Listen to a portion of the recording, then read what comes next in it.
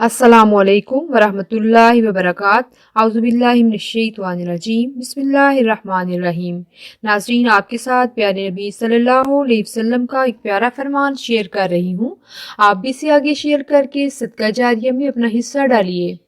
رسول اللہ صلی اللہ علیہ وآلہ وسلم نے فرمایا، جب جنتی جنت میں اور دوزخی دوزخ میں داخل ہو جائیں گے، اللہ پاک فرمائے گا جس کے دل میں رائی کے دانے کے برابر بھی ایمان ہو اس کو بھی دوزخ سے نکال لو۔ تب ایسے لوگ دوزخ سے نکال لیے جائیں گے اور وہ جل کر کوئلے کی طرح سیاہ ہو چکے ہوں گے، پھر زندگی کی نہر میں یا بارش کے پانی میں ڈالے جائیں گے۔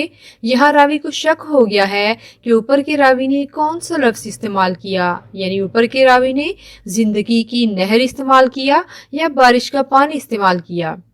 اس وقت وہ دانے کی طرح اگ آئیں گے جس طرح ندی کنارے دانے اگاتے ہیں۔ کیا تم نے نہیں دیکھا کہ دانہ زردی مائل پیش در پیش نکلتا ہے؟